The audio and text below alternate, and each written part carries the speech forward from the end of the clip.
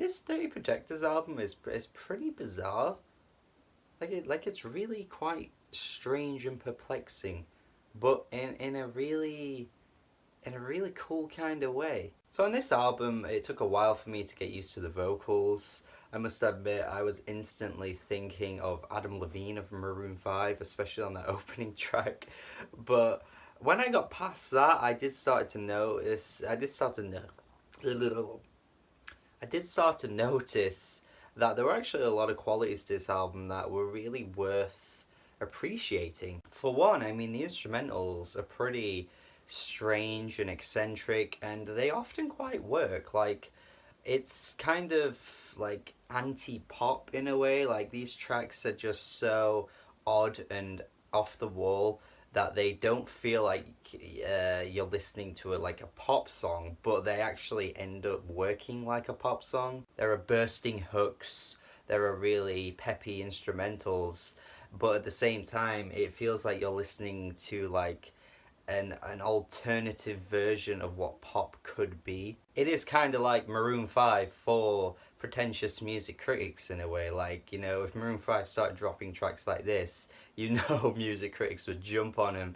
But obviously Maroon 5 is shit, so that's not going to happen. But yeah, so many of these hooks, man, particularly in the first half, are sticky as hell. She's breakthrough, that's the way it's done. I feel energy. Yeah, man, these fucking hooks, especially on I Feel Energy, this track, the use of horns, just everything feels bombastic and over the top, but it fucking works. And Amber Mark as well, I reviewed her EP in a few good reviews quite a while back. A really solid EP, by the way, you should check it out. Connexio.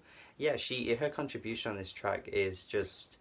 it's just wholesome, you know. I like the way her voice is in the background. I feel energy. Like, it really works. She just sounds like so cute, but also everything about her contribution is just so welcomed. And yeah, like, just these first couple of tracks are just balls to the wall, just absolutely fantastic alternative pop tracks that I feel that we need more of, and Dirty Projectors absolutely killing it with these ideas and sounds. I just feel like it hits a bit of a lull in the midsection of the album, to be honest. I found it in You, doesn't really do much for me, to be honest, and past this point I'm kind of unfazed by what's going on.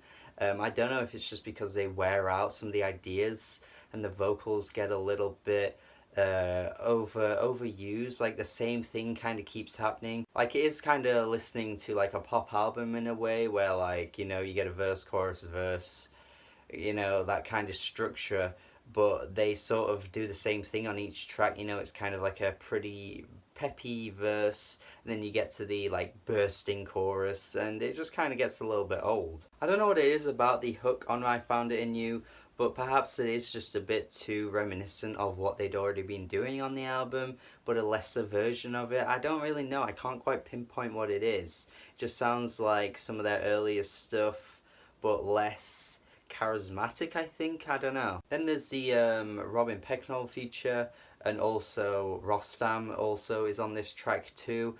I mean, this track to me just sounds like a watered down version of what Richard Dawson did on his Peasant album last year. This instrumental, man, it just feels so traditionally folk, but in the worst kind of way. I don't know what it is about it, but I just can't get with it. And the features on the song just don't add anything to the mix either. I don't know what it is about them, but I just don't really feel that much energy. You know, pun intended there, because I Feel Energy includes a feature that has so much energy. And here they kind of just, you know, fall in the background, don't really add much, and it's a bit disappointing. And then the closing track is this just really slowed down ambient piece with really whispery vocals and sort of like ASMR type vocals, I think, a little bit here. But yeah, I just think with all that bombast that they displayed at the beginning of the album, this just doesn't fit to finish off. Like, I don't think this is necessary. And it's also one of those cases of where a band decides to put a really slow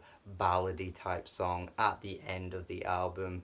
For whatever reason, I don't know. I've never really liked this trope. I think it's pretty overused and just doesn't flatter the album's finishing moment in the way that it should. Although I guess in a thematic type way it could work as a closing track, because the song is called I Wanna Feel It All, and at the start of the album, you know, you felt everything with the instrumentals, and then you get to the closing track where it's kind of not enough. Like there's just something missing from this vocalist's sort of like absurd energy, and it just kind of all amounts to something not quite right. I mean, yeah, in that case it kind of does work, but perhaps that wasn't what they were going for, and even if it did, even if it was the case, you know, I don't really feel like it works in a musical sense. It just doesn't satisfy me. But plenty of these tracks are just bursting with bombast that I absolutely enjoy, and it hits the spot in a lot of ways that I wasn't expecting. I mean, even the opening track, which I didn't like at all at first,